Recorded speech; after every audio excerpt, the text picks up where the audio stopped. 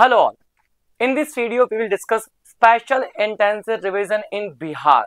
बहुत सारे लोगों का कमेंट आया था कि सर स्पेशल इंटेंसिव रिवीजन इन बिहार और इलेक्शन कमीशन ऑफ इंडिया और इस चीज से रिलेटेड जितने भी सारे इश्यूज हैं, जो भी सारे मुद्दे हैं, उनको आप कवर कीजिए। तो सामने मैं आपके लेकर आया हूँ यहाँ पर बहुत ही इंपॉर्टेंट टॉपिक जो बहुत ज़्यादा चांसेस हैं क्लैट आपसे पूछ सकता है, स्पेशल इंटेंसिव रिवीजन इन बिहार। तो सबसे पहले मैं आपको यहाँ पर टेबल ऑफ कंटेंट पर लेकर जाऊंगा कि हम कौन कौन से टॉपिक जो हैं इस सेशन में कवर करने वाले हैं। सबसे पहले स्पेशल इंटेंसिव रिवीजन क्या होता है हम वो डिस्कस करने वाले हैं। फिर हम representation of people act 1950 and the representation of people act 1951 उसके बीच में जो डिफरेंस है वो डिस्कस करने वाले हैं। और इलेक्शन कमीशन ऑफ इंडिया क्या है, ये किस तरीके से काम करता है, इसके सारे जो चीजें हैं वो हम डिस्कस करने वाले हैं। नेक्स्ट, क्योंकि आपको पता था सुप्रीम कोर्ट की रूलिंग में आया भी था कि एपिक के बारे में कुछ बताया गया था, इलेक्टर्स फोटो आइडेंटिटी कार्ड, बताएंगे इसके बारे में भी आपको। एपिक और एपिक नंबर क्या होता है वो डिस्कस करने वाला है। और कुछ लोग ये बोल रहे हैं कि स्पेशल इंटेंसिव रिवीजन क्या है, बैकडोर एंट्री करवाता है किसकी, एनआरसी की। तो एनआरसी एनपीआर क्या है वो भी हम डिस्कस करने वाले हैं। और इसके साथ में सिटीजनशिप अमेंडमेंट एक्ट 2019 और ओसीआई क्या है और इनर लाइन परमिट क्या है, ये सब टॉपिक हम इसमें कवर करने वाले हैं। बहुत ही इंपॉर्टेंट ये सेशन रहने वाला है। और अगेन मैं आपसे कह दूं कि अगर आपको कोई भी टॉपिक आपको लगता है कि उसको डिटेलिंग में अपने को डिस्कस करना चाहिए तो आप कमेंट सेक्शन में जाके कर सकते हैं और हम उसको कवर करेंगे। सबसे पहले हम बात करते हैं special intensive revision of electoral rules. तो सबसे पहले अगर हम बात करें व्हाट इज इलेक्टोरल रूल्स, अगर मैं आपसे पूछूं तो आपका आंसर होगा इलेक्टोरल रूल्स का मतलब ये है कि जो एलिजिबल क्या है वोटर्स हैं, मतलब जो 18 प्लस क्या है, अगर हम बात करेंगे लोग हैं वो वोट करने के लिए क्या है एलिजिबल है, तो उनकी जो लिस्ट होगी मतलब वोटर लिस्ट होगी वही क्या है इलेक्टोरल रूल्स है। तो एलिजिबल वोटर्स की लिस्ट को ही हम क्या बोलेंगे, इलेक्टोरल रूल्स बोलेंगे। अब देखिए समझिए, ये जो इलेक्टोरल रूल्स हैं ये दो तरीके से हम तैयार किए जाते हैं, एक होता है स्पेशल समरी रिवीजन और एक होता है स्पेशल इंटेंसिव रिवीजन। समझते हैं। देखिए स्पेशल समरी रिवीजन के अंदर election commission of India house to house जाके वेरिफिकेशन नहीं करता है, अगर हम बात करें यहाँ पे, ठीक है। उसके पास में आप कुछ डॉक्यूमेंट लेके जाएंगे, वो आपको एज अ वोटर क्या कर लेंगे, ऐड कर लेंगे। ये होता है स्पेशल समरी रिवीजन, जिसमें इंटेंसिव क्या होता है घर टू हाउस जाके वेरिफिकेशन नहीं होता है, अगर हम बात करें। दूसरा होता है स्पेशल इंटेंसिव रिवीजन, जिसमें घर से घर जाके हाउस टू हाउस क्या होता है वेरिफिकेशन होता है, आपसे आपका प्रूफ ऑफ सिटीजनशिप भी मांगा जाता है और डिफरेंट टाइप ऑफ डॉक्यूमेंट मांगे जाते हैं, ठीक है, किसमें, स्पेशल इंटेंसिव रिवीजन में। तो ध्यान रखिएगा, अगर हम बात करें बिहार के अंदर लास्ट टाइम पर जब स्पेशल इंटेंसिव रिवीजन हुए थे वो कब हुए थे, 2003 में।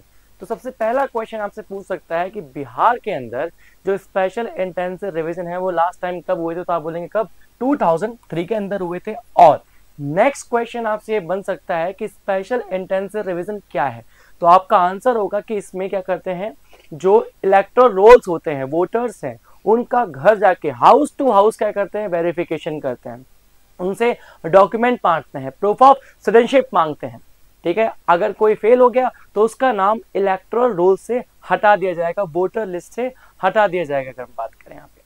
अब नेक्स्ट आपका क्वेश्चन आ रहा होगा, सर ये special intensive revision election commission of India करवाता है, ये हमने सुना है, लेकिन कितने साल में करवाता है, 1 साल में, 2 साल में, 5 साल में, या फिर जनरल इलेक्शन से पहले करवाता है, बाद में करवाता है, कब करवाता है? देखिए ऐसा कोई भी प्रोविजन नहीं है।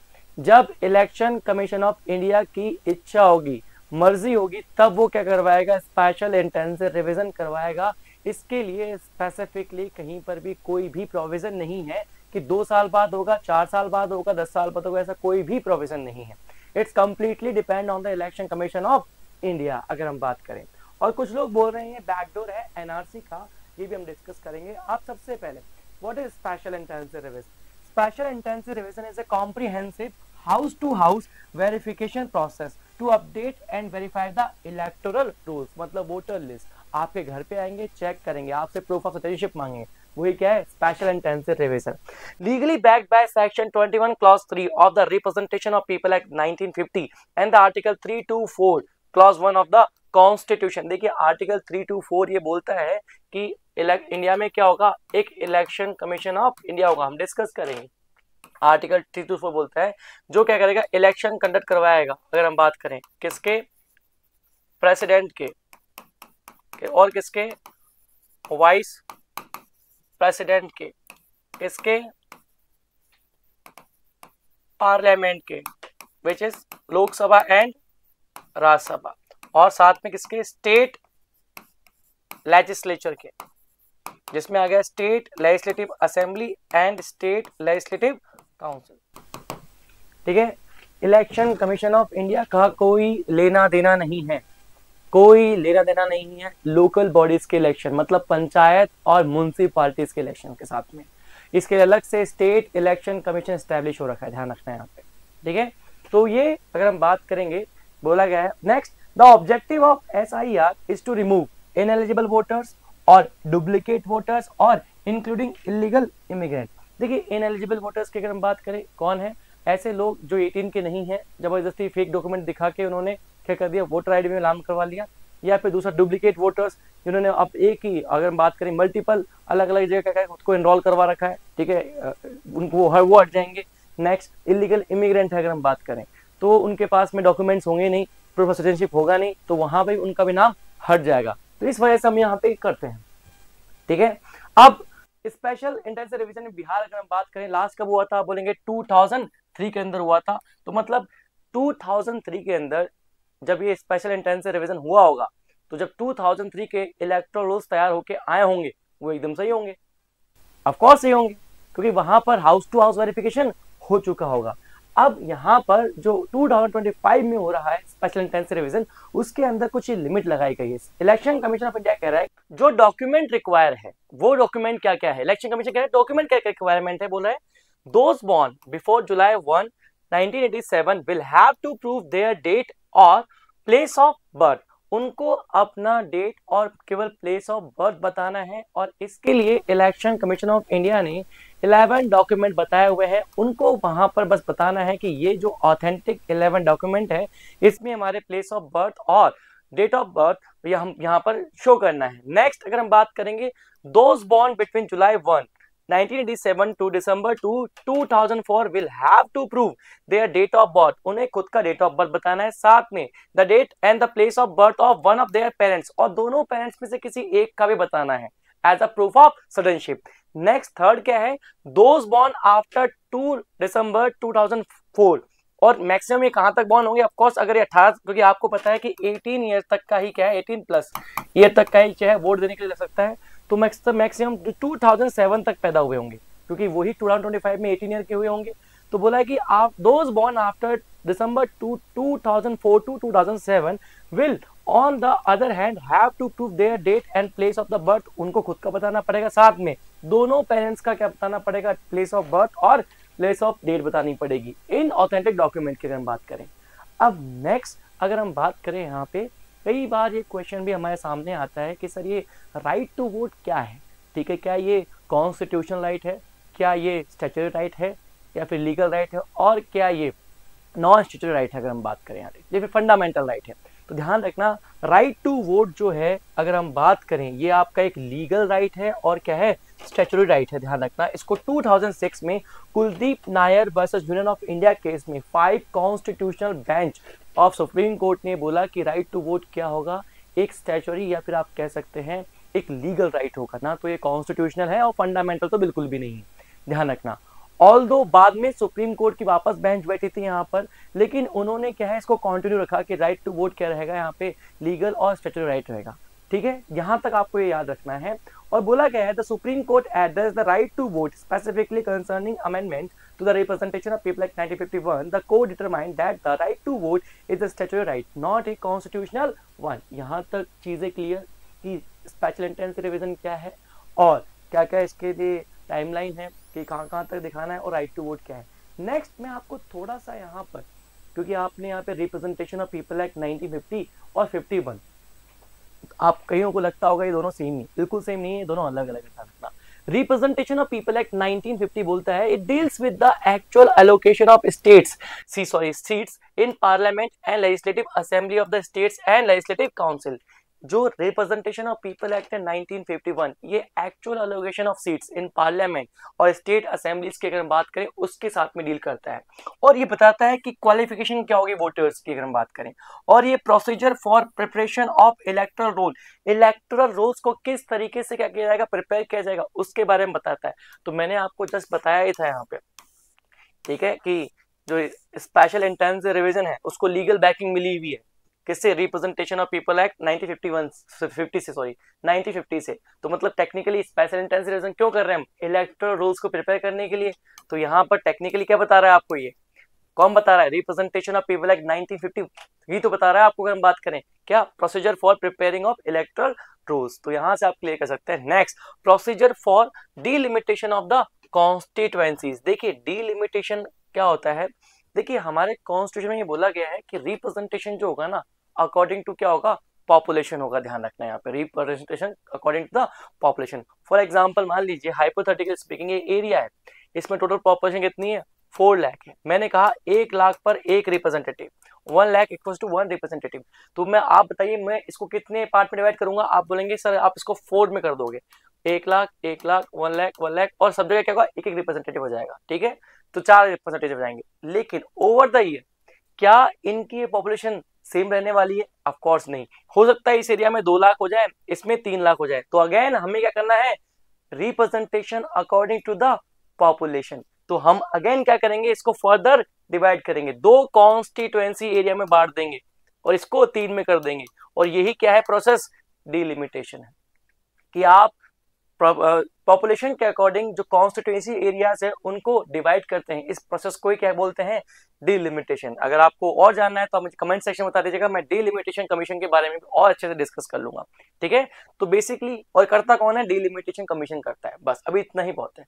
नेक्स्ट हम बात करते हैं रिप्रेजेंटेशन ऑफ पीपल एक्ट 1951। ये क्या बोल रहा है, it deals with the actual conduct of elections and by election, कि एक्चुअल में इलेक्शन किस तरीके से होंगे, और जो बाय इलेक्शन है, बाय इलेक्शन कब होता है, जब मान लीजिए कोई भी रिप्रेजेंटेटिव है, चाहे वो एमपी हो या फिर एमएलए हो, या तो उनकी डेथ हो जाए या उनको रिजाइन कर दिया जाए या फिर वो रिमूव कर दिए जाए, तो उनकी सीट पर रिमेनिंग टर्म के लिए जो इलेक्शन होते हैं उसको क्या बोलते हैं, बाय इलेक्शन अगर हम बात करें।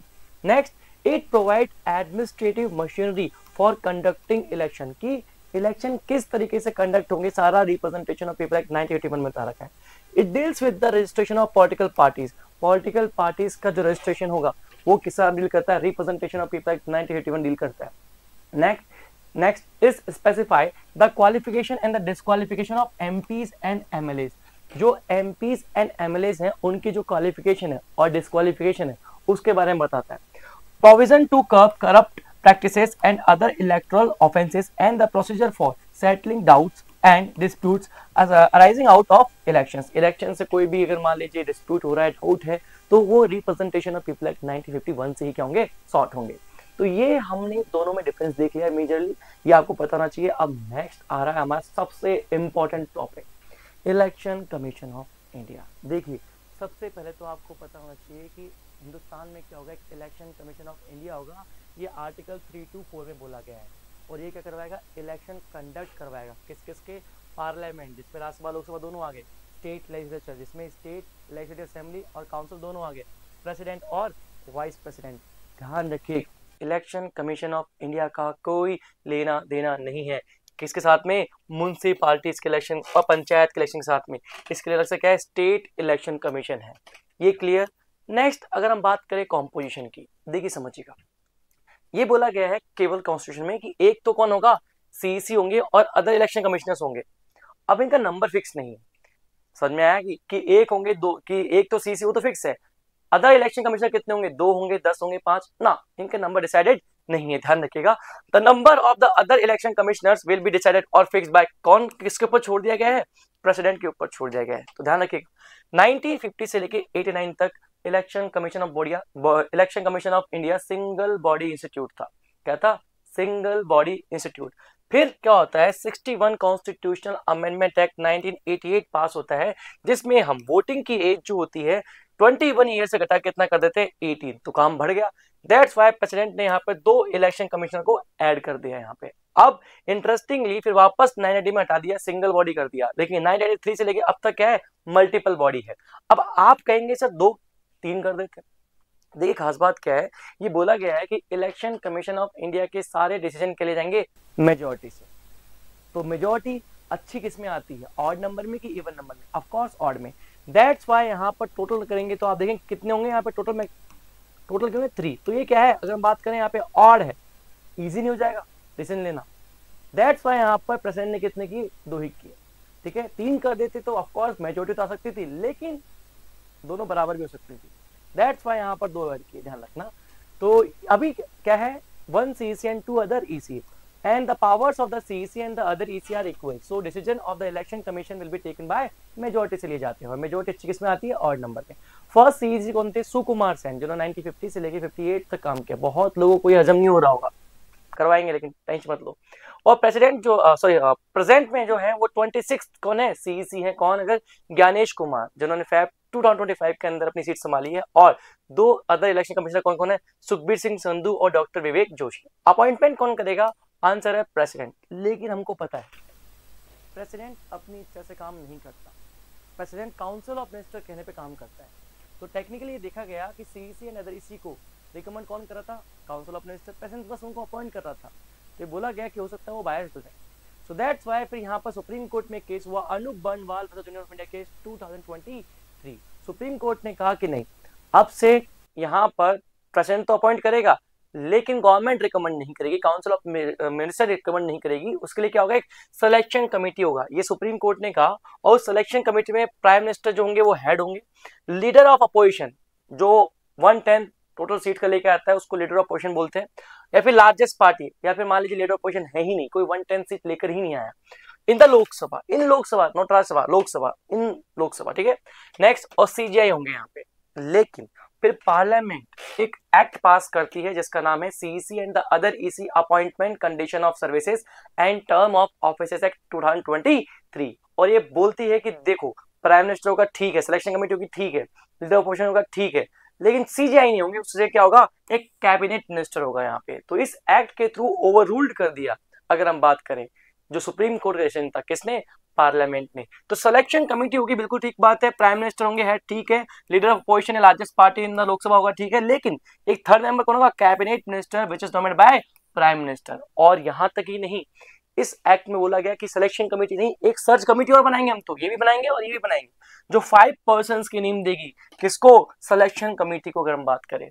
और इन 5 पर्सन में से सिलेक्शन कमेटी पिक करेगी किसका नाम CEC और अदर EC के लिए देना है। और इस सर्च कमेटी में कौन कौन होगा, law minister government of India का हेड होगा, सेक्रेटरी रैंक का ऑफिसर गवर्नमेंट ऑफ इंडिया का, और सेक्रेटरी रैंक का ऑफिसर गवर्नमेंट इंडिया का, दोनों मेंबर होंगे अगर हम बात करें। यहां तक क्लियर। अब इंटरेस्टिंग बात देखिए, समझिए, यहां बोला गया CEC and the other EC are not applicable for reappointment. इसका मतलब ये है कि अगर मान लीजिए कोई एक बार CEC बन गया तो वापस CEC नहीं बन सकता, अगर कोई बार EC बन गया तो वापस EC नहीं बन सकता। बट अगर कोई EC है तो वो CEC बन सकता है। एक और इंपॉर्टेंट, अगर हम बात करेंगे यहाँ पे किसकी अगर हम बात करेंगे ज्ञानेश कुमार की, तो ध्यान रखिएगा ये जो CEC and the other EC act 2023 आया है, ध्यान रखिएगा पहले CEC जो इस एक्ट के थ्रू क्या हुए हैं, पोस्ट हुए हैं, बात करेंगे जिन्होंने अपनी पोस्ट संभाली है वो कौन है, ज्ञानेश कुमार। इस एक्ट के बाद फर्स्ट CEC हैं जो ये सिलेक्शन कमेटी की रिकमेंडेशन पे क्या हुए हैं, अपॉइंट हुए हैं, ध्यान रखिएगा यहाँ पे। ठीक है, आगे चलते हैं, नेक्स्ट चलते हैं। ठीक है, और बता दिया मैंने, और रिजाइन करना है तो इन तीनों को किसको अपना रेजिग्नेशन देना पड़ेगा, प्रेसिडेंट को देना पड़ेगा यहाँ पे। ठीक है, आगे चलते हैं। टेन्योर, टेन्योर क्या है, CEC and the 2 other EC का टेन्योर है 6 years और until the attain age of 65 years whichever is earlier. पहले तो इसका मतलब समझिए, 6 years और until the attain age of 65 years whichever is earlier, मतलब या तो 6 साल पहले हो जाए या फिर आपके 65 year पहले हो जाए, जो भी पहले हो। मान लीजिए आप 50 year की एज में CEC लगे तो आप कितना काम करेंगे, तो आप केवल 6 साल 56 तक काम करेंगे, 6 years पहले हो रहे हैं ना। और मान लीजिए अगर आप 62 में क्या लगे, CEC लगे, तो कब तक काम करेंगे आप, केवल 3 साल 65 तक, जो भी पहले हो, यहाँ पे बोला गया। और इंटरेस्टिंग पार्ट क्या है, कॉन्स्टिट्यूशन में कहीं पर भी CEC एंड अदर EC के टर्म के बारे में दे ही नहीं रखा था। तभी तो आपने ऊपर देखा सुकुमार सेन जो है 1950 से लेकर 58 तक काम, आपके दिमाग में जस्ट आ रहा होगा कि सर अभी आप ये पढ़ा रहे हैं, ऊपर तो क्या है सुकुमार सेन का कितना था, 50 से लेकर 58 तक था। मतलब बिल्कुल हाँ, ये था ही नहीं कहीं पे कॉन्स्टिट्यूशन में कहीं पर भी। इसके लिए पहले एक एक्ट आया था 1981 के अंदर, जिसने क्या किया था, सीईसी एंड अदर ईसी को बाइंड किया था, ठीक है, बाउंड किया था कि क्या हम बात करें कि बाइंडिंग था उनके ऊपर कि आप 6 इयर्स और 65 इयर्स व्हिचएवर इज तक काम करेंगे। तो constitution is silent, still silent है on the tenure of the CEC and the other EC. So election commission condition of services of election commissioner and transaction of business act 1991 pass किया गया, were passed by parliament to fix the tenure 6 years or until the tenure of 65 years whichever is earlier and salaries equal की किसकी, CEC and other किसके बराबर, supreme court के जज के बराबर। बट जो नया एक्ट आया है, कौन सा, CEC and the other EC act 2023, इसने क्या किया, पुराना जो एक्ट था इसको कंप्लीटली कर दिया, खत्म कर दिया, लेकिन जो टेन्योर था वो सेम रखा है और सैलरीज को भी सेम रखा है, ध्यान रखना है यहाँ पे, ठीक है। तो यहाँ पे बिल्कुल एकदम सेम रखा है यहाँ पे। नेक्स्ट क्वालिफिकेशन, देखिए इंटरेस्टिंग बात क्या है, कॉन्स्टिट्यूशन स्टिल साइलेंट है, क्वालिफिकेशन के बारे में कुछ नहीं बताया गया है। हमने एक अलग से एक्ट पास किया है लीगली बाउंड करने के लिए, कॉन्स्टिट्यूशन में अमेंडमेंट नहीं किया है हमने, एक्ट पास किया लीगली बाउंड करने के लिए। तो फिलहाल तो अभी क्वालिफिकेशन है वो क्या है, person who are holding or have had a post equivalent to the rank of secretary government of India and have knowledge and experiences in the management and conduct of elections. कम से कम मतलब पढ़ा लिखा आदमी, एक सीनियर लेवल आईएएस ऑफिसर होगा, कुल मिला के बाद यहाँ पर ये है सेक्रेटरी रैंक का या तो रह चुका हो या हो, और उसको मैनेज करने का भी क्या हो, एक्सपीरियंस हो। The Constitution is still silent on the qualification of CEC and other EC. So CEC and other EC इस एक्ट में 2023 वाले एक्ट में हमने इनके क्वालिफिकेशन के बारे में बताया है, ऐड किया है। अब लीगली यही आदमी हो सकते हैं, ठीक है। तो यहाँ बोला गया appointment condition of services and term of office act 2023 pass by Parliament and qualification of CEC and other EC were added. अगर हम बात करें नेक्स्ट चलते हैं आगे। नेक्स्ट बोला गया सैलरीज किसके बराबर होगी, जज ऑफ सुप्रीम कोर्ट के बराबर होगी। अब रिमूवल ऑफ सीईसी और रिमूवल ऑफ अदर ईसी, देखिए रिमूवल ऑफ अदर ईसी तो जस्ट अगर मान लीजिए मैं सीईसी हूँ, आप में से 2 जन कौन है, अदर ईसी है। अगर आप में से 2 जन को भी जो हटाना है, जो अदर ईसी है, जस्ट क्या चाहिए, मेरी रिकमेंडेशन, मैं प्रेसिडेंट को बोल दूंगा इनको रिमूव कर दो, प्रेसिडेंट रिमूव कर देंगे। लेकिन अगर सीईसी को हटाना है तो जैसे सुप्रीम कोर्ट के जज को हटाते हैं प्रूव्ड मिसबिहेवियर और इनकैपेसिटी, वैसे ही हटेगा। और पार्लियामेंट के दोनों हाउसेस में स्पेशल मेजोरिटी से क्या होगा, बिल पास होगा separate. What is special majority, special majority कहती है कि मैं क्या हूं, टोटल स्ट्रेंथ का मोर than 50% plus present and voting का मोर देन कितना है, 2/3 जब लोग साथ देंगे तब मैं पास होंगी। तो यहाँ पे ये बोल रहा है सेम एज जजेस of supreme court that is proved misbehaviour incapacity a bill will pass by the both house with special majority then the president remove the CEC. What is special majority, more than 50% of total seats and 2/3 of the present and voting. अगर बात करें removal की बात करें कि अगर मान लीजिए रिमूव करना है किसको, अदर ईसी को, तो इनके लिए क्या चाहिए, just recommendation of CEC is quite enough. Clear.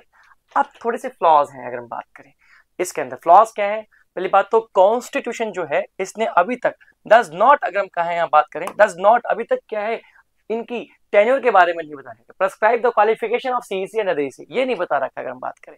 लेकिन ऑल दो हमने CEC and other EC act 2023 के थ्रू ये बताया। Next, constitution has not specified the term of election commissioner, अभी तक नहीं बताया, लेकिन वो अलग बात हमने एक्ट ला के इसको एस्टैब्लिश कर लिया था। Third, the constitution has not debarred the retiring EC from further any appointment in the government. देखिए कॉन्स्टिट्यूशन ने अगर हम बात करें, अभी मान लीजिए कोई सीईसी एंड ईसी रिटायर हो गया तो दूसरे अपॉइंटमेंट में जा सकता है, उसके लिए रोक नहीं लगाई है, ठीक है। मतलब उसको गवर्नर बना देंगे या फिर उसको किसी पीएसयू के चेयरमैन डायरेक्टर बना देंगे तो ये गवर्नमेंट पोस्ट पे वो जा सकता है, यहाँ पर रोक नहीं है, ठीक है। तो ये फ्लॉज ऑफ कोर्स हम बात करेंगे। अब पावर्स एंड फंक्शन क्या है, 3 तरह से इनके पावर्स एंड फंक्शन बात सकते हैं, एक तो है एडमिनिस्ट्रेटिव, दूसरी है एडवाइजरी और क्वासी जुडिशियल। पहले हम बात करते हैं एडमिनिस्ट्रेटिव की। देखिए एडमिनिस्ट्रेटिव पावर का मतलब क्या होता है, इलेक्शन कंडक्ट करवाना, इलेक्टोरल रोल्स को प्रिपेयर करना, ठीक है, इलेक्शन डेट डिसाइड करना, ठीक है, पूरी तैयारी करना, ठीक है, ये सब क्या है, एडमिनिस्ट्रेटिव पावर है। नेक्स्ट है एडवाइजरी, अगर मान लीजिए प्रेसिडेंट को एमपी के रिगार्डिंग डिस्क्वालिफिकेशन के लिए रूल बनाने हैं या फिर गवर्नर को एमएलएस के रिगार्डिंग डिस्क्वालिफिकेशन के रूल बनाना है, एडवाइस किससे लेंगे? इलेक्शन कमीशन ऑफ इंडिया से। और क्वासी जुडिशियल का मतलब क्या है? देखिए, इलेक्शन कमीशन ऑफ इंडिया के पास में एक सिविल कोर्ट की पावर है। मतलब मान लीजिए कोई डिस्प्यूट हो गया तो वहां पर इलेक्शन कमीशन ऑफ इंडिया के अपना डिसीजन दे सकता है और उसको एकदम सिविल कोर्ट की तरह क्या होगा, पूरा पूरा मानना पड़ेगा आपको। ऑल्दो आप उसके खिलाफ कहीं भी जा सकते हैं, हाईकोर्ट, सुप्रीम कोर्ट, वो अलग बात है, ठीक है। तो ये क्या होगा, क्वासी जुडिशियल हो गया अगर हम बात करें यहाँ पे। तो यहाँ पे सारा यही बताया हुआ है। नेक्स्ट अगर हम बात करें, एक और है टर्म रीजनल कमिश्नर। मान लीजिए रीजनल कमिश्नर क्या होता है? देखिए, अगर इलेक्शन कमीशन ऑफ इंडिया को एक्स्ट्रा हेल्प की रिक्वायरमेंट है, फॉर एग्जांपल राजस्थान में इलेक्शन हो रहे हैं या फिर बिहार में इलेक्शन हो रहे हैं, बिहार में इलेक्शन कमीशन ऑफ इंडिया को लगता है यार हमें कुछ टाइम के लिए यहाँ पे एक एक्स्ट्रा असिस्टेंस चाहिए, तो प्रेसिडेंट जो है इलेक्शन कमीशन ऑफ इंडिया पे कहने पे वहां पर टेम्पररी क्या कर देगा, रीजनल कमिश्नर को अपॉइंट कर देगा to assist election commission of India. अब खास बात क्या है, उसके जितने भी क्या होंगे, सैलरीज होंगी, उसके भी इमोल्यूमेंट्स होंगे, सब कौन डिसाइड करेगा? टर्म सब प्रेसिडेंट डिसाइड करेगा, किसके? रीजनल कमिश्नर के। तो ये सारा का सारा हमने जो है डिस्कस कर लिया आपके साथ पे election commission of India. Next आपने सुना होगा कि सुप्रीम कोर्ट ने रिसेंटली कहा था कि आपको आधार कार्ड, राशन कार्ड और एपिक को भी कंसिडर करना चाहिए as an identity, not proof of citizenship. Even though वापस सुप्रीम कोर्ट ने कहा था आधार कार्ड को तो आप एज ए आइडेंटिटी प्रूफ काम में लो, नॉट प्रूफ ऑफ सिटीजनशिप, ध्यान रखना है यहाँ पे, ये कहा था। तो यहाँ से एपिक वापस आ गया है और एपिक के साथ में एपिक नंबर भी आ गया। देखिए, अगर हम बात करें एपिक की फुल फॉर्म क्या है, इलेक्टर्स फोटो आइडेंटिटी कार्ड। ये जो दिख रहा है ना आपको यहाँ पे आपको दिख रहा होगा, आपके मम्मी पापा के पास में डेफिनेटली होगा यहाँ पे। तो आप देख सकते हैं ये क्या है, इलेक्टर एपिक है, इसको क्या बोलते हैं, पूरा एपिक कार्ड बोलते हैं इसको, epic card, electors photo identity card. इसमें आपका नाम, आपके कॉन्स्टिट्यूटिव बर्थ ऑफ डेट, और यहाँ पर आपको देखिए ये एपिक नंबर होता है, यहाँ पर आपकी फोटो होती है और सारा आपका लिखा होता है कि आप मेल है कि फीमेल है, सब लिखा होता है यहाँ पे, ठीक है। तो ये एपिक कार्ड है और यहाँ पर जो लिखा हुआ है ये अल्फा न्यूमेरिक कोड, इसको बोलते हैं एपिक नंबर। हम डिस्कस करेंगे इसके बारे में, एपिक नंबर डिस्कस करेंगे। नेक्स्ट तो बोला गया एपिक नंबर क्या है, a unique alphanumeric code designed to each registered elector to prevent impersonation। हर किसी का क्या होता है, यूनिक होता है। नेक्स्ट बोला गया है it is distinct from the epic card which is physical identity document for voters. देखिए, आप मान लीजिए कहीं पर कुछ पढ़ते हैं, कॉलेज में जाते हैं, स्कूल में, तो आपका एक रजिस्ट्रेशन नंबर होता है, ठीक है ना। तो आप समझ लीजिए वो रजिस्ट्रेशन नंबर क्या है आपका, एपिक नंबर, और आपका रजिस्ट्रेशन नंबर उस कार्ड के ऊपर लगा है, आपका आइडेंटिटी कार्ड के ऊपर। तो मान लीजिए वो आइडेंटिटी कार्ड क्या है आपका, एपिक कार्ड, ठीक है। अब मान लीजिए आपके पापा का या फिर मम्मी का ट्रांसफर हो गया, कहीं से आप बॉम्बे में रहते थे, आप दिल्ली चले गए और वो स्कूल दिल्ली में भी है, तो आप क्या करेंगे, अपना रजिस्ट्रेशन नंबर वहां दे देंगे और एक नया कार्ड बनवा लेंगे कि भाई अब मैं वहां नहीं यहाँ रहता हूँ। वैसा ही बिल्कुल सेम है यहाँ पे, एपिक कार्ड और एपिक नंबर इसी तरीके से काम करते हैं, हम बात करेंगे। अब आप बोलेंगे सर मान लो दिल्ली के अंदर सेम रजिस्ट्रेशन का कोई दूसरा बंदा हुआ तो आपका रजिस्ट्रेशन नंबर चेंज कर दिया जाएगा। तो मतलब epic number can be change हो सकता है अगर हम बात करें, ठीक है, वो बताएंगे आपको भी आगे, ठीक है। तो यहाँ पे है कब लॉन्च किया गया था, इसको इंट्रोड्यूस किया गया था 1993 में under the registration of electoral rules 1960 to enhance electoral transparency. How EPIC number is different from EPIC card. पहली बात तो एपिक नंबर एक यूनिक आइडेंटिफायर है link to a voter registration. EPIC card क्या है, एक फिजिकल वोटर आईडी कार्ड है containing personal details, photograph और कॉन्स्टिट्यूएंसी डिटेल्स। अगर बात एपिक, देखो इंटरेस्टिंग बात, EPIC does not confer voting rights, only electoral roll inclusion does. इसका मतलब क्या है, देखिए इसका मतलब ये कह रहा है कि जो एपिक नंबर है ना, सॉरी जो एपिक कार्ड है आपके पास में, मान लीजिए आप क्या हैं 16 साल के थे, आपने जुगाड़ तुगाड़ लगा के झूठे सर्टिफिकेट देके अपने आप को as a voter ID register करवा लिया, आपके पास में क्या आ गया, एपिक कार्ड आ गया, वोटर आईडी कार्ड आ गया आपका, वही एपिक कार्ड है। अब स्पेशल इंटेंस रिवीजन हो गया, अब इलेक्शन कमीशन ऑफ इंडिया पे घर पे आया और कहा अरे आप तो फर्जी है, और आपका इलेक्टोरल रोल से नाम काट दिया। अब इंटरेस्टिंग बात क्या है, कार्ड तो आपके पास में रह गया ना, तो जब इलेक्शन हो रहे हैं तो आप ये नहीं कि लाइन में खड़े जाएंगे मेरे पास तो कार्ड है मुझे क्या करने चाहिए, वोट देनी चाहिए ना, इलेक्टोरल रोल में आपका नाम होना चाहिए, कार्ड तो आपके पास ही रहेगा। समझ में आ रहा नहीं आ रहा यहां तक? तो इस लाइन का मतलब यही है, ठीक है, कि EPIC does not confer voting rights, only electoral rolls inclusion does. Next, EPIC number कैसे अलॉट होते हैं, देखिए assigned electronically via ERONET, electoral roll management system के थ्रू ये इलेक्शन कमीशन ऑफ इंडिया ने इजाद किया है। लेकिन सुनिए, इसके आने से पहले जो था ना, एपिक नंबर अगर हम बात करेंगे, ये स्टेट वाइज अलॉट होते थे। मतलब अगर मान लीजिए उधर स्टेट राजस्थान में अलॉट हो रहे हैं और MP में अलॉट हो रहे हैं और महाराष्ट्र में। तो ध्यान रखना यहाँ पर प्रॉब्लम ये थी कि वहां के लोगों को पता नहीं होता था कि अगर बात करें महाराष्ट्र वालों ने क्या एपिक नंबर अलॉट किया है। तो दो अलग अलग स्टेट में सेम एपिक नंबर वाले लोग हो सकते हैं, लेकिन सेम स्टेट में जैसे राजस्थान में सेम एपिक नंबर वाले वोटर्स नहीं हो सकते। और ये दो अलग अलग स्टेट में सेम एपिक नंबर वाले क्यों? बिकॉज ऑफ पहले क्या था, सेंट्रलाइज नहीं था सिस्टम, स्टेट वाइज तैयार होते थे, ध्यान रखना। तो अगर हम बात करें की फीचर्स पहले पढ़ लेते हैं। अल्फा न्यूमेरिक फॉर्मेट है, 3 लेटर अल्फाबेटिकल कोड होंगे अगर हम बात करें, और 7 डिजिट के होंगी, डिजिट नंबर के होंगी अगर हम बात करें, मतलब पहले ABC होगा, फिर बाद में 1 2 3 4 5 6 7 अगर हम बात करें यहाँ पे, ठीक है, 5 6 7 इस तरीके से। असाइन थ्रू यूरोनेट 2017 में ये आ चुका था अगर हम बात करें। अब तो क्या होता है, पूरा यूनिक होता है, ऑल ओवर इंडिया एक ही एपिक नंबर आएगा, पहले नहीं था अगर हम बात करें, क्योंकि पहले स्टेट वाइज होता था, ठीक है। और फंक्शन करता है as a unique serial number की तरह, और परमानेंट आइडेंटिफिकेशन है, ठीक है। अब can 2 voters have the same EPIC number, मैंने आपको बताया था बिल्कुल अगर ये पॉसिबल है अगर हम बात करेंगे, लेकिन but only across different state to past manual allocation before the ERONET system, जो कब आया था, 2017 में आया था, ठीक है। नेक्स्ट बोला क्या है, कैन एपिक नंबर भी चेंज, मैंने बताया बिल्कुल चेंज हो सकता है। अगर मान लीजिए आप राजस्थान में रहते हैं, एपिक नंबर के साथ में आप मुंबई शिफ्ट हो गए, महाराष्ट्र शिफ्ट हो गए, अब आपको वहां पर एज ए वोटर रजिस्टर करवाना है, ठीक है। तो आपको क्या करना पड़ेगा, वहां पे इनरोल करना पड़ेगा। मान लीजिए वहां पर ऑलरेडी आपका एपिक नंबर वाला है, तो आपका चेंज हो जाएगा, ठीक है।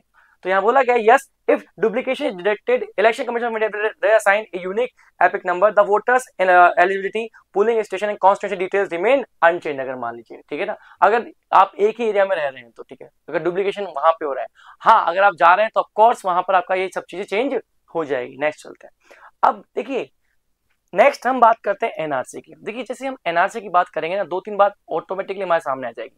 पहला है NPR, फिर आएगा NRC, फिर सीधा आ जाएगा आसाम अकॉर्ड, और फिर आसाम में NRC आ जाएगा। तो यहां से आपको बिल्कुल पता होना चाहिए। नेक्स्ट NPR की अगर बात करेंगे, NPR क्या है, देखिए NPR में जितने भी usual resident of the country है उनका नाम आएगा। You know who is the usual resident country, अगर हम बात करें जो लास्ट 6 मंथ से इंडिया में रह रहा है, या फिर अभी इंडिया में आया है और आगे आने वाले 6 मंथ से इंडिया में रहेगा, वो सब कौन है, यूजुअल रेजिडेंट ऑफ इंडिया। अब यूजुअल रेजिडेंट ऑफ इंडिया का मतलब क्या होगा, इसमें फॉरेनर्स भी आएंगे और आप जैसे हमारे से लोग यहाँ पे रह रहे हैं वो भी आएंगे, ठीक है।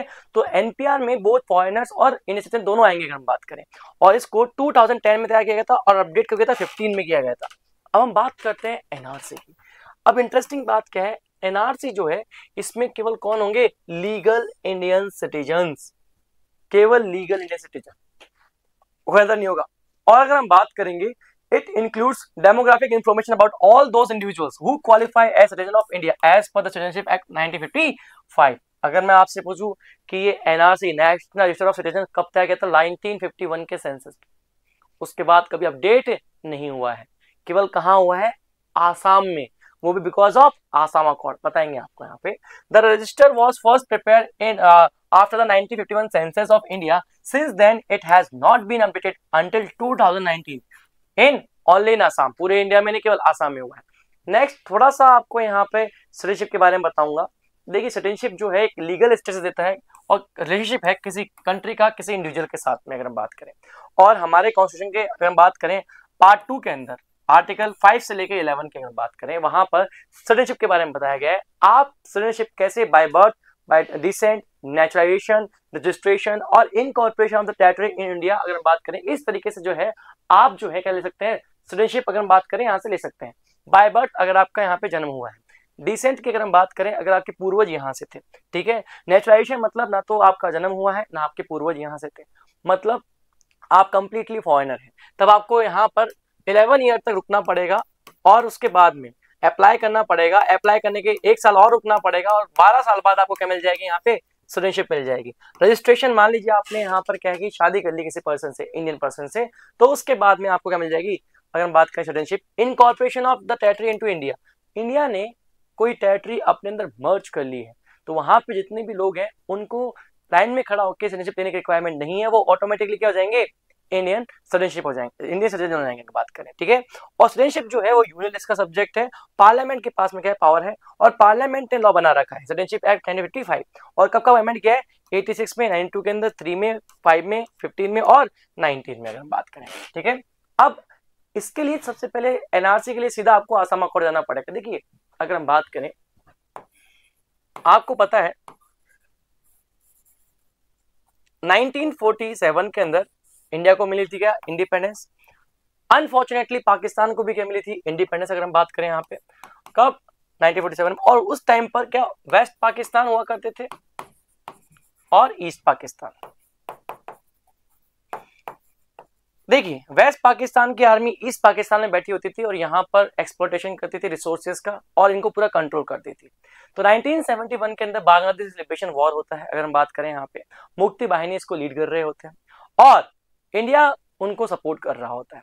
ठीक है, अब 1971 में मुक्ति बाहिनी और वेस्ट पाकिस्तान की आर्मी जो ईस्ट पाकिस्तान में थी उनके बीच में बांग्लादेश लिबरेशन वॉर मतलब वॉर चल रहा होता है। तो वहां से बहुत सारे अगर हम बात करेंगे लोग कहाँ आते हैं, अगर हम बात करें इंडिया में आते हैं अप्रोक्सीमेटली 10 मिलियन लोग बताते हैं, यहाँ पे 10 मिलियन लोग के आसपास इंडिया में आते हैं। अब वो भी कहाँ आते हैं मैक्सिमम, कब आसाम में आते हैं।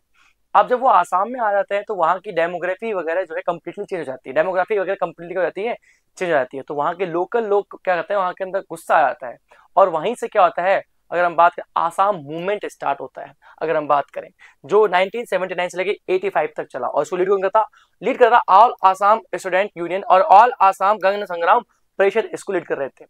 अब जो आसाम मूवमेंट के लीडर्स थे और जो प्राइम मिनिस्टर सेंट्रल गवर्नमेंट उनके बीच में एग्रीमेंट होता है जिसको क्या बोला गया आसाम अकॉर्ड, कब 15 अगस्त 1985 को। अब इसमें क्या क्या बोला गया समझिएगा, इसमें ये बोला गया कि ऑल पर्सन जो इंडियन ओरिजिन के हैं और आसाम में आए हैं 1 जनवरी 1966 से, कहां से, बांग्लादेश से, मतलब देन ईस्ट पाकिस्तान, उनके आते ही क्या है वो इंडियन सिटीजन हो जाएंगे। ठीक है, आते ही वो क्या जाएंगे इंडियन सिटीजन, और यहीं से सेक्शन 6A ऐड किया गया। नेक्स्ट बोला गया every person of Indian origin, जो इंडियन ओरिजिन का है, who came to Assam on after 1 January 1966, लेकिन कितने 25 मार्च 1971 से पहले, जो बांग्लादेश से आ गया किसके बीच में 1 जनवरी 1966, लेकिन 25 मार्च 1971 से पहले बांग्लादेश में आ गया, तो बिल्कुल उसको अपने आप को एज अ फॉरेनर क्या करवाना पड़ेगा, रजिस्टर। लेकिन उसको अब पूरे राइट होंगे जो एक इंडियन पर्सन को होते हैं, लेकिन उनके पास वोटिंग राइट नहीं होंगे। 10 साल तक क्या है उनको वोटिंग से डिबार्ट किया जाएगा। ठीक है, ताकि एकदम से क्या है बहुत ज्यादा डेमोक्रेटिक शिफ्ट ना हो, बहुत ज्यादा पॉलिटिकल शिफ्ट ना हो। यही बोला गया यहाँ पे, such a person register shall be deemed to be citizen of India for all purpose as from the date of expiry of a period of 10 years from the date of detection as a foreigner. Next बोला गया यहाँ पे, but in the intervening period 10 years he shall have the same rights and obligation as a citizen of India excepting the right to vote. और ये बोला गया जो midnight 24 मार्च 1971 के बाद में आए हैं उनको क्या कर देंगे, फॉरेनर डिटेक्ट करके डिपोर्ट कर देंगे, मैटर नहीं करता। समझ में आया नहीं है, ये सब चीज तय हुई। लेकिन फिर बाद में क्या हुआ, एनआरसी होता है आसाम के अंदर, लेकिन वो डिले होता गया। फिर जो आसाम मूवमेंट के लोग हैं वो 2013 में सुप्रीम कोर्ट पहुंचे और सुप्रीम कोर्ट ने ऑर्डर दिया बिल्कुल करवाओ, और यहां से प्रोसेस ऑफिशियल स्टार्ट कब हुई 15 के अंदर। और जब एनआरसी हुआ अगर हम बात करें कब आसाम के अंदर, तो 19 लाख लोग ये फेल हो गए आउट ऑफ 3.29 करोड़ बताने में कि हम क्या है इंडियन सिटीजन है। और इसमें खर्चा कितना है, 1220 करोड़ रुपए खर्चा है ये पता करने में कि हमारा कौन है और पराया कौन है। अब थोड़ा सा आसाम की बात, हाँ ऑल दो गवर्नमेंट ने इसको रिजेक्ट कर दिया है। गवर्नमेंट कह रहे हैं कि रीवेरिफिकेशन करवाएंगे 30% नेम्स का जो बॉर्डर लगते हैं बांग्लादेश साथ में, और 10% the rest of the state.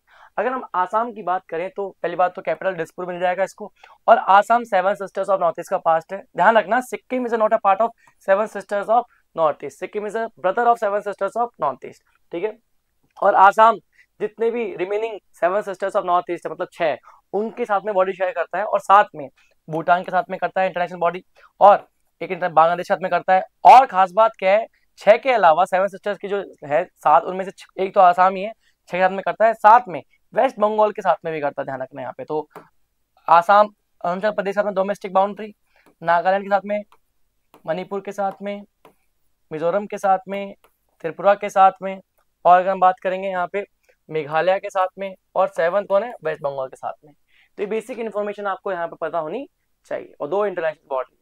Next इसके साथ में क्या आता है, एक सिटीजनशिप एक्ट आता है अगर हम बात करें, जिसकी वजह से क्या है कंट्रोवर्सी खड़ी हो गई थी। तो ये पढ़ लेते हैं।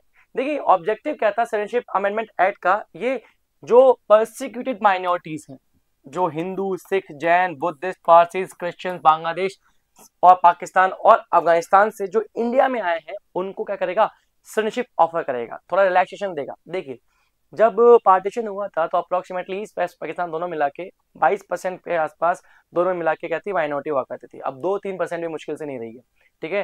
तो इसलिए गवर्नमेंट ने कहा कि हमारी रिस्पॉन्सिबिलिटी है एज अ सेक्युलर नेशन की, क्या करेंगे हम उनको एक्सेप्ट करेंगे।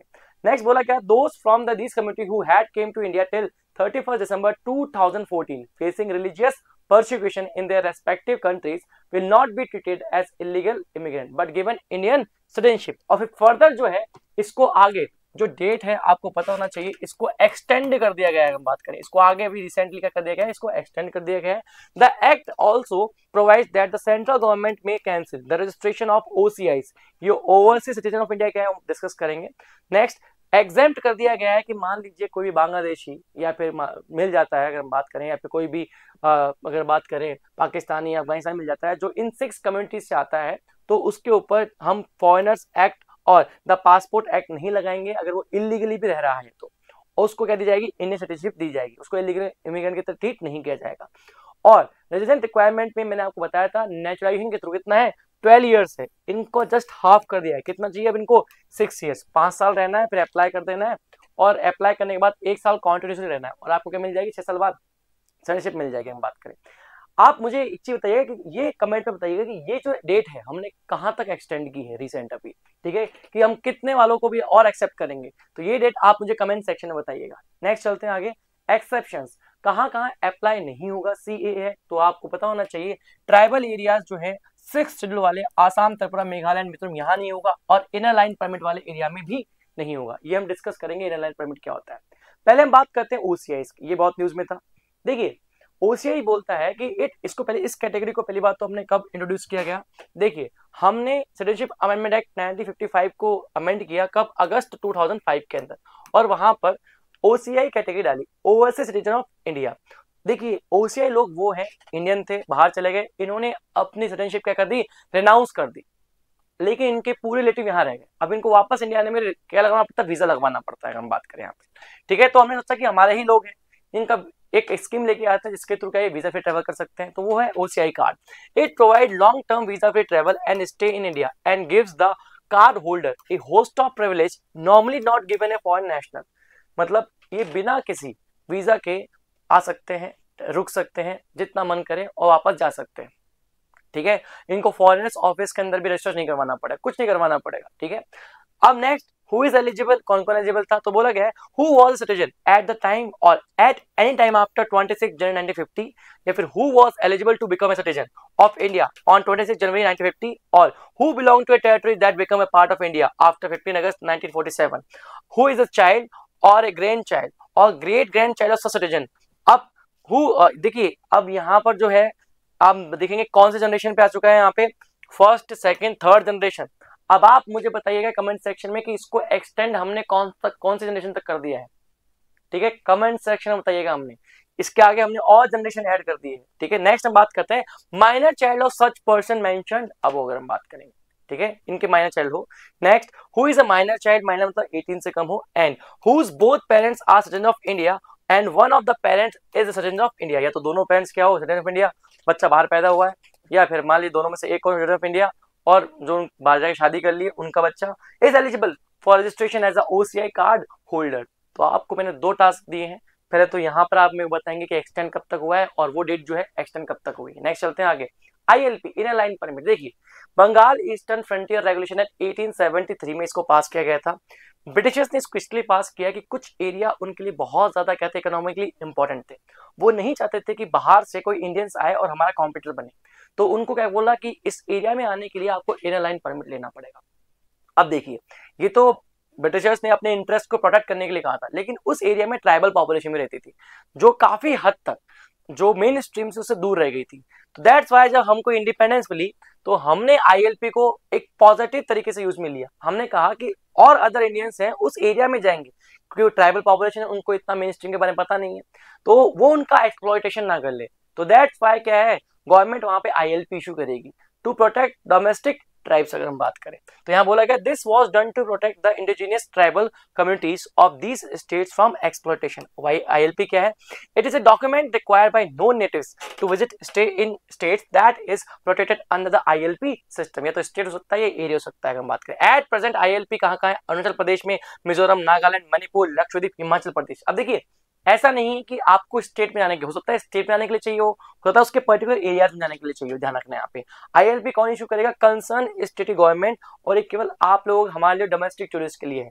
अगर आप कहेंगे सर मान लीजिए इंटरनेशनल या फिर फॉरेनर लोगों को जाना है वहाँ पे, बिल्कुल वो भी आ सकते हैं, लेकिन उनको ILP इशू नहीं होगा। उनको क्या इशू होगा? Protected area permit, PAP issue होगा अगर हम बात करें। और कौन करेगा? Ministry of home affairs. तो देखिए हमने यहाँ पर जितनी भी एंगल हो सकते थे उनको कवर करते हुए सारी की सारी चीजें डिस्कस की है। तो अगेन मैं आपसे कह रहा हूं कि आप मुझे कमेंट सेक्शन में बताइएगा कि नेक्स्ट टॉपिक हम कौन सा ले, हम फिर वो डिस्कस करेंगे आपके साथ में डिटेल में। तो आज के लिए इतना ही, मिलते हैं आपसे नेक्स्ट क्लास में। Thank you very much.